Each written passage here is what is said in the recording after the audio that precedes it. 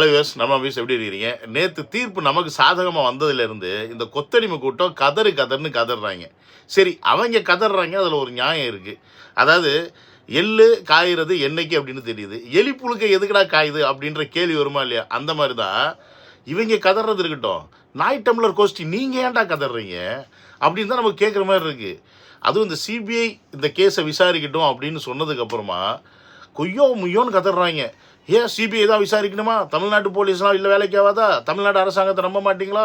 நீங்கள் சென்ட்ரலில் தான் நம்புவீங்களா? அப்போ நீங்கள் என்ன பிஜேபி கைக்கூலியா? ஆர்எஸ்எஸ் பின்னாடி இருக்கா? சுப்ரீம் கோர்ட் உங்களுக்கு சாதகமாக சொல்லுதா? ஆச்சா பூச்சான்னு புலம்புறாங்க.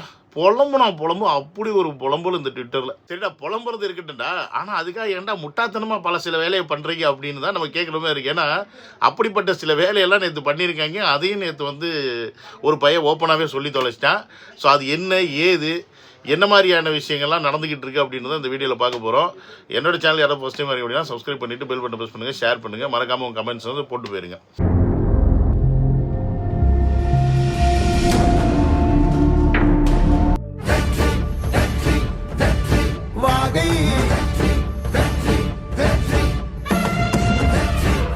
கலிசடைங்க பண்ண சின்ன வேலையெல்லாம் பார்க்கறதுக்கு முன்னாடி தமிழக வெற்றி கழக சார்பாக ஒரு சில வேலையெல்லாம் பண்ணியிருக்காங்க. ஸோ அதை லைட்டாக டிஸ்கஸ் பண்ணிடுவோம். ஃபஸ்ட்டு பாயிண்ட் என்னன்னு பார்த்தீங்கன்னா, அடுத்த கட்ட தலைவர்கள் எல்லாமே திருப்பி பேக்கப் ஆகிட்டாங்க. நேற்று புசியானந்த் அவர்கள் மீட் பண்ணியிருக்காரு, சிடிஆர் நிர்மல் அவர்கள் மீட் பண்ணியிருக்காரு, விஜய் அவர்களை. நிறையா பேச்சுவார்த்தை போயிருக்கு. அடுத்து கரூருக்கு போகிறதுக்கான அந்த திட்ட வடிவங்கள் அடுத்து புசியானந்த் தலைமையில் நடக்க போகுது. இப்படி பல விஷயங்கள் போயிட்டுருக்கு. அதோட முக்கியமாக ஐ திங்க் ஜேபிஆர்னு நினைக்கிறேன், அவர் கட்சியில் ஒரு நிர்வாகியாக இருக்கார். அவர் என்ன பொறுப்பில் இருக்க நமக்கு தெரியல. அவர் என்ன பண்ணியிருக்கிறாருன்னா, இப்போ இந்த 41 குடும்பம் இருக்குல்ல, இந்த குடும்பத்தை மாதம் 5000 ரூபா கிட்டத்தட்ட ஒரு 20 வருஷத்துக்கு கொடுக்குற மாதிரியும், அதே மாதிரி அந்த குடும்பத்தில் இருக்கவங்களுக்கு அவங்க படிப்புக்கு ஏற்ற வேலை வாய்ப்பு ரெடி பண்ணி தரது, ப்ளஸ் அப்புறம் அவங்களுக்கு I think life time insurance நினைக்கிறேன். இது எல்லாமே அவர் சைட்லேருந்து நேற்று செய்கிறதா அறிவிச்சிருக்காரு. அது உடனே அதுக்கான தேவையும் நடக்கும். ஸோ தளபதி சைட்லேருந்து இந்த 41 குடும்பத்தையுமே தத்தெடுத்துக்க போகிறாரு அப்படின்னு சொல்லி நேற்று ஆதவர்ஜினா சொன்னார். அது மிகப்பெரிய விஷயம். இது எல்லாத்துக்கும் தளபதிக்கு நன்றி முதல்ல சொல்லிக்கணும். முதல்ல ஒரு மனிதனாக இருந்து அவர் என்ன பண்ணுறாரு அப்படின்றத எல்லாருக்கும் காமிச்சிட்டாரு. இந்த மாதிரி ஏதாவது விஷயத்த இந்த அரசியல்வாதிங்க எவனாவது பண்ணியிருக்காங்களான்னு கேட்டால் எவனுமே பண்ணது கிடையாது. அதை பற்றி எவனும் பேசவும் மாட்டாங்க. விஜய் வைத்து 2 வாரமாக எந்த அளவுக்கு அரசியல் பண்ண முடியுமோ அந்த அளவுக்கு கீழ்த்தரமான பிண அரசியல் பண்ண பரதேசிங்க தான் இவங்களாம். ஆனால் ஒரு மனுஷன் தன்னுடைய குடும்பத்தில் ஒருத்தங்க இறந்துட்டாங்க அப்படின்னா அந்த குடும்பத்தில் இருக்கிற நபருக்கு எந்த அளவுக்கு வலி இருக்குமோ அந்த வலியை தனக்குள்ளேயே வச்சுக்கிட்டு அந்த வலிக்கான நிவாரணத்தை நீதிமன்றம் மூலயமா தேடி அதுக்கான தீர்ப்பையும் வாங்கின தலைவருக்கு நம்ம இந்த நேரத்தில் மிகப்பெரிய ஒரு நன்றியும் வணக்கத்தையும் சொல்லிக்கணும். ஏன்னு கேட்டிங்கன்னா, அவருடைய ட்வீட் ஒன்று பார்த்தேன், நீதி வெல்லும் அப்படின்னு மட்டும்தான் போட்டிருந்தார். கட்சி ஆரம்பித்ததுலேருந்து சட்டத்தின் வழியில் தான் இன்றைக்கி தளபதி போயிட்டுருக்காரு, ரூல்ஸ் அண்ட் ரெகுலேஷன்ஸ் மீறாமல். ஸோ அந்த சட்டத்தை அவர் நம்பினதுக்கு அவருக்கு கிடைத்த பலன், அதாவது நேற்று கேஸு சிபிஐக்கு போயிடவே கூடாது அப்படின்றதுல ரொம்ப முனைப்பாக இருந்தது யாருன்னு கேட்டிங்கன்னா, நம்ம திமுக சார்பாக வாதாடக்கூடிய வக்கீல்கள் எல்லாமே. அதற்கு அவங்க என்னென்னமோ பல காரணம் சொன்னாலும் அதில் அந்த ஒரு 4 பெட்டிஷன்ஸ் இருந்தாங்க. அந்த 4 பெட்டிஷனர்ஸ் வரவே இல்லை. அவங்க எல்லாம் கேஸை விட்ரா பண்ணிட்டாங்க. அவங்க நாங்கள் போடவே இல்லை, நாங்கள் கேஸே கொடுக்கலன்னு சொல்லியிருக்காங்க அப்படின்னு சொல்லி ஜட்ஜ்மெண்ட் கொடுத்ததுக்கப்புறமா இவங்க அந்த அக்யூசேஷன் வைக்கும்போது ஜட்ஜ் என்ன சொல்லிட்டாருன்னா, அவங்களுக்கு நீங்கள் திருப்பி மனு போடுங்க, மற்ற விஷயத்தை நம்ம அதை அனலைஸ் பண்ணிவிட்டு அதுக்கப்புறமா அதை மாற்றி என்ன பண்ண முடியும் பண்ணிக்கலாம் அப்படின்ற மாதிரி தான் அங்கே தீர்ப்பு நேற்று சொல்லியிருக்காங்க. இப்போ இது என்ன பண்ணிட்டாங்க அப்படின்னா, உண்மையாலுமே அந்த 4 பேர் போடாமல் இருந்திருந்தால் வேறு. ஆனால் இவங்க மிரட்டி அப்படி பேச வச்சுருக்காங்க. அதுக்கான ஆதாரத்தை பாருங்கள். வணக்கம், நான் தான் பிரபாகரன் பேசுகிறேன். போன 27ஆம் தேதி விஜய் பிரச்சார கூட்டத்துக்கு நான், என் பாப்பா, என் மாப்பிள்ளை 3 பேரும் போனோம். போனதில் 2 பேர் இறந்துட்டாங்க. எப்படி இறந்தாங்க, எதனால் இறந்தாங்க எப்படின்னு எனக்கு தெரியல. அதனால் பார்த்தீங்கன்னா, நான் சிபிஐ விசாரணை வேணும்னு சொல்லிட்டு நானாகவே பார்த்தீங்கன்னா தான் கேஸ் கொடுத்தேன். இப்போ நேற்று காலையில் பார்த்தீங்கன்னா டிஎம்கேலேருந்து எம் ரகுநாதன் சொல்லிட்டு ஒன்றிய செயலாளர் அவர் இந்த மாதிரி 20 லட்ச ரூபா பணம் தரோம், வேலை வாங்கி தரோம், அதை பண்ணுறோம் இதை பண்ணுறோம் அப்படின்னு சொல்லிட்டு எல்லாத்தையும் கேஸ் வாபஸ் வாங்க அப்படின்னு சொல்லிட்டாப்புல. காலையில் நியூஸில் இந்த மாதிரி போகுது. பிரபாகரன்றவர் இந்த மாதிரி கேஸே ஃபைல் பண்ணல அப்படின்னு சொல்லிட்டு போகுது. இந்த மாதிரிலாம் பண்றவங்க வேற என்ன வேணாலும் பண்ணலாம். நானும் எங்க அம்மாவும் மட்டும்தான் இருக்கு இப்போ என் குடும்பத்துல. எனக்கு எங்க அம்மாவுக்கும் உயிருக்கு உத்தரவாதம் வேணும். முதல்ல இந்த பையனுக்கு முதல்ல நம்ம நன்றி சொல்லிக்கணும். ஏன்னா தைரியமாக வந்து இந்த விஷயத்தை உண்மையை வந்து வீடியோ வெளியில் சொன்னதுக்கு அவருக்கு ஒரு நன்றியும் அவரோட தைரியத்துக்கு பாராட்டுகளும். அவருக்கு எவ்வளோ வலி இருந்திருந்தா அவர் வந்து இந்த கேஸை ஃபைல் பண்ணியிருப்பார், சிபிஐ வேணும்னு கேட்டிருப்பார். ஏன்னா இறந்தது அவங்களுடைய ரத்தம். அந்த இடத்துல என்ன ஆச்சு ஏதாச்சுன்னு அவருக்கு தெரிஞ்சுக்கிறதுக்கான ஒரு மனிதனுக்குள்ள ஒரு ஒரு நம்மளுடைய ரைட்ஸ் என்ன, ஏன் அந்த இடத்துல நான் கூட்டிகிட்டு போகிறேன், அவங்க இறந்துட்டாங்க, அவங்க எப்படி இறந்தாங்கன்னு எனக்கு தெரிஞ்சுக்கணும், இது என்னோட உரிமை, நான் சந்தேகப்படுறேன் அப்படின்றது தான் அவர் வந்து பதிவு பண்ணுறாரு சிபிஐ கேட்குறது மூலிமா. ஆனால் அந்த பையனை யார் மிரட்டியிருக்கா? திமுகவுடைய ராவாச்சேரி அந்த ஆள் மிரட்டி 20 லட்ச ரூபா காசு தரேன், உனக்கு வேலை வாய்ப்பு வாங்கி தரேன்னு சொல்லி மிரட்டியிருக்கான். அப்படின்னா எவ்வளோ பெரிய கேவலமான அரசியலை பண்ணுறாங்கன்னு புரிஞ்சுங்க. அப்போ இத்தனை வருஷம் இத்தனை 2 வாரமாக விஜய் தான் லேட்டாக வந்தார், விஜய் தான் வந்து கொலைகாரன், விஜய் தான் குற்றவாளி, விஜய் தான் எல்லாத்தையும் கொன்னாருன்னு சொல்லிட்டு இருந்தீங்களே. விஜய் அவர்கள் எந்த இடத்துலையுமே எங்களுக்கு விசாரணை வேண்டான்னு சொல்லவே இல்லை. எஸ்ஐடி கூட நீங்கள் போடுற எஸ்ஐடி வேண்டாம், சுப்ரீம் கோர்ட்லேருந்து ஸ்பெஷல் இன்வெஸ்டிகேஷன் டீம் போட்டால் எனக்கு பிரச்சனை இல்லை அப்படின்னு தான் சொன்னாரே ஒழிய தமிழக வெற்றி கழகம் விசாரணை வேணும்னு தான் சொல்லுது. ஆனால் நியாயமான விசாரணை வேணும், ஒரு சார்பாக விசாரணை இருக்கக்கூடாது அப்படின்றதான் தமிழக வெற்றி கழகத்துடைய கோரிக்கை. இன்றைக்கி அந்த கோரிக்கையை ஏற்றுக்கிட்டு தான் இன்றைக்கி சுப்ரீம் கோர்ட் இந்த ஆர்டரை பாஸ் பண்ணியிருக்கு. இவங்க இவ்வளோ பெரிய ஒரு அரசியல் பண்ணுறாங்கன்னா அப்போ இந்த சம்பவத்துக்கு பின்னாடி அப்போ சதி இருக்கா இல்லையா அப்படின்ற கேள்விக்கு பதில் இருக்கு போல இருக்குது அப்படின்னு தானே வந்துடுது. இல்லைன்னா உனக்கு என்ன பிரச்சனை? சிபிஐ வந்து விசாரிச்சா உனக்கு என்ன பிரச்சனை? இது வந்து ஒரு இன்சிடெண்ட்டு, இது வந்து ஒரு ஆக்சிடெண்ட்டு, இது வந்து யாருக்குமே சம்மந்தம் இல்லை, அரசாங்கத்துக்கும் பொறுப்பு இல்லை, இந்த பக்கம் விஜய் அவர்களுக்கும் பொறுப்பு இல்லை, இது ஒரு ஆக்சிடெண்ட் ஆகிருந்துச்சுன்னா அந்த இடத்துல தவறு எதுவும் இல்லை அப்படின்னா சிபிஐ வந்து விசாரிக்கிறதுல உனக்கு எங்கே வலிக்குது? ஏன் நீ வேண்டான்னு சொல்கிற? சாதாரணமாக சொல்லிட்டு போக வேண்டியதானே, எங்களுக்கு பிரச்சனை இல்லை. அதாவது மடியில் கனம் இருந்தால் தானே வழியில் பயம். உனக்கு மடியில் கனம் இல்லைன்னா எதுக்கு நீ வந்து சிபிஐ வேண்டான்னு சொல்கிற?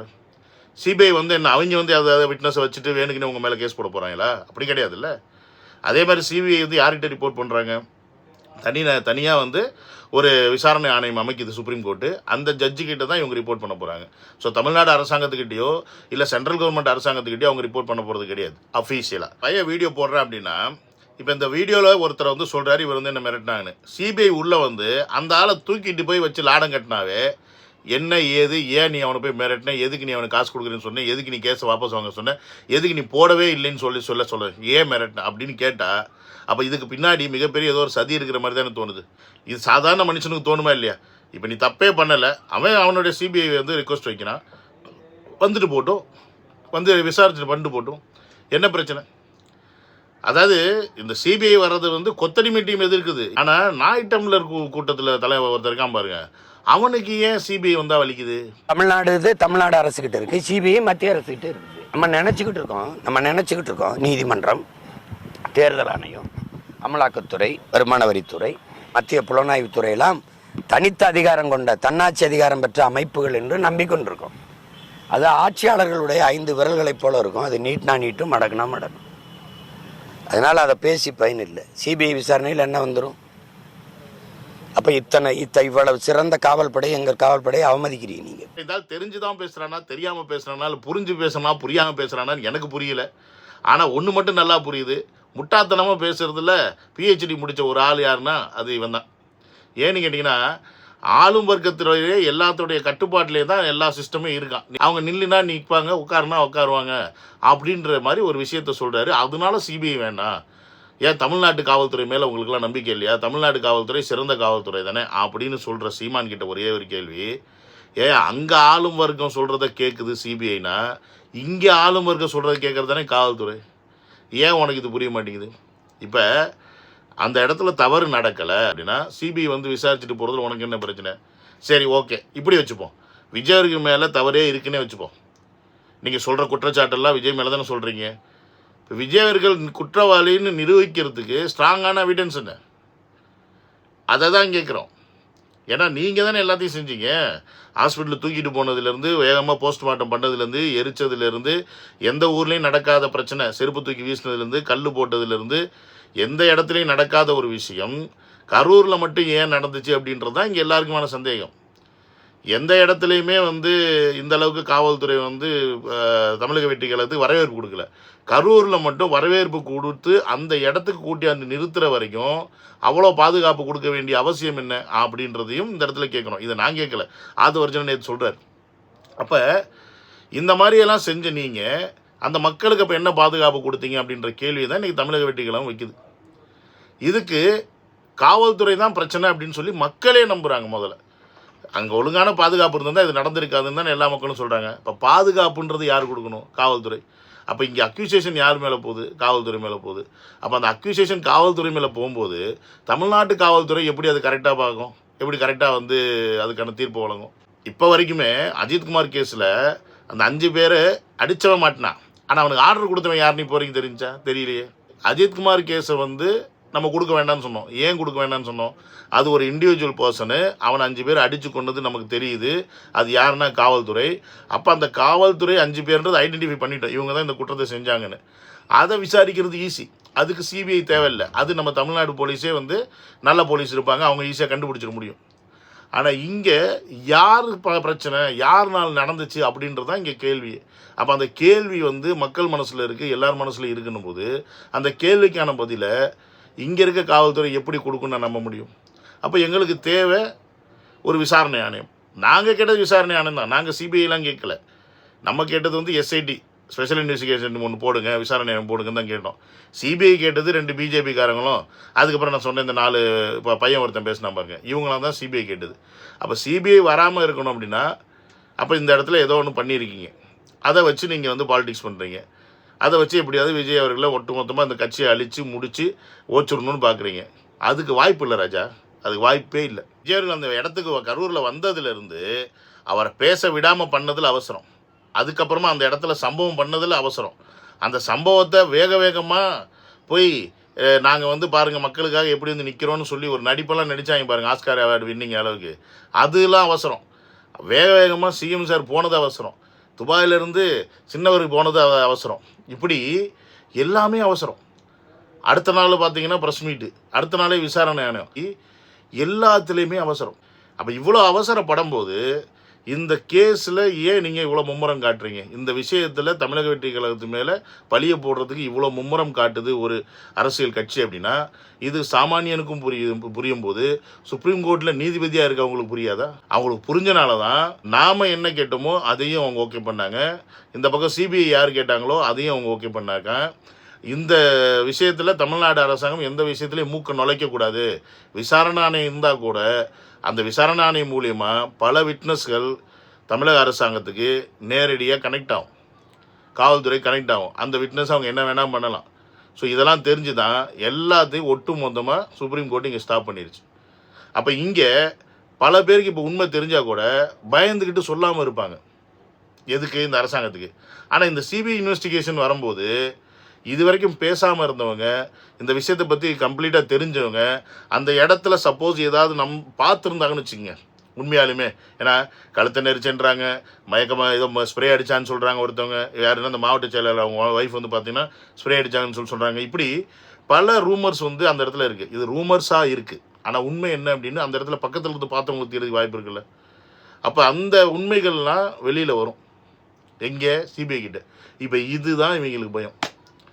நமக்கு மடியில் கனம் இல்லை, பயம் இல்லை, அதனால நம்ம கேஸை போட்டோம். இந்த விசாரணை நியாயமான முறையில் நடக்கணும் அப்படின்றது தான் தமிழக வெற்றி கழகத்துடைய ஒரே எய்ம்.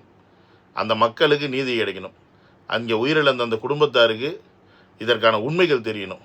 இது மட்டும்தான் தமிழக வெற்றித்துறையுடைய நோக்கமே தவிர வேறு எந்த நோக்கமே கிடையாது. இதை வைத்து அரசியல் பண்ணுறதோ இவங்கள மாதிரி பின் அரசியல் பண்ணுற பச்சோந்திகள் தமிழக வெற்றி கழகத்தின் தலைவர் விஜய் அவர்கள் கிடையாது. மற்ற அரசியல் கட்சி தலைவர் இந்த மாதிரி ஒரு சுச்சுவேஷனில் இருந்திருந்தால் அவங்களோட பாலிடிக்ஸே வேறு மாதிரி இருந்திருக்கும். தமிழ்நாடு கலைபரமாக இருக்கும், தமிழ்நாடு என்ன ஆயிருக்குன்னே தெரியாது, அந்த அளவுக்கு பல வேலைகள் நடந்திருக்கும். ஆனால் எதுக்குமே இடம் கொடுக்காம தன்னுடைய நம்பிக்கை சட்டத்து மேலே வச்சார். அந்த நம்பிக்கை சட்டமும் இன்றைக்கி வந்து காப்பாற்றிருக்கு, நீதித்துறையும் அது காப்பாற்றிருக்கு. என்னுடைய வழி, என்னுடைய மக்களுக்கான சேவை சட்டப்படி தான் இருக்கும். நீதி, நியாயம், நேர்மை, இந்த வழியில் தான் நான் வந்து அரசியல் பண்ணுவேன் அப்படின்றத ரொம்ப ஸ்ட்ராங்காக இந்த இன்சிடெண்ட் மூலிமா எல்லாருக்கும் புரிய வச்சுருக்காரு தளபதி அப்படின்றதுல மாட்டுக்கருத்தே இல்லை. இதை மக்களாகி நீங்கள் புரிஞ்சுக்கிட்டு என்ன செய்யணுமோ அதை செய்யுங்க. இல்லை நாங்கள் திருப்பி இந்த திருட்டு பயல்களை தான் நாங்கள் வந்து கொண்டு வருவோம் அப்படின்னா, இன்றைக்கி கரூரில் நடந்தது நாளைக்கு எங்கே வேணால் நடக்கலாம், எப்படி வேணால் நடக்கலாம். நம்மளால் எதுவுமே கேட்க முடியாது, நம்மளால் எதுவுமே பேச முடியாது. யார் என்ன பேசினாலும் யார் என்ன செஞ்சாலும் நம்மளை தூக்கி அவதூறுன்னு சொல்லி உள்ளே தூக்கி போடுவாங்க. இல்லைன்னா அவங்களுடைய ஆட்களை வச்சு மிரட்டுவாங்க. நம்ம உயிருக்கு உத்தரவாதம் கிடையாது, ஒரு இடமும் கிடையாது. நம்ம வாழலாம். ஆடு மாடு தமிழ்நாட்டில் எப்படி வாழுதோ அப்படி நம்மளும் ஒரு வாழ்க்கையை வாழலாமே ஒழிய நமக்கான வாழ்க்கையை நம்ம வாழவே முடியாதுன்றதை நீங்கள் புரிஞ்சுக்கிட்டீங்க அப்படின்னா 2026 மிகப்பெரிய மாற்றத்தை தமிழக மக்கள் நம்மை ஆள்பவர்களுக்கு கொடுக்கணும் அப்படின்றத இந்த வீடியோ மூலமாக ஸ்ட்ராங்காக சொல்லிட்டு முடிச்சுக்கிறேன். See you in another video. Love you all. Take care. Bye.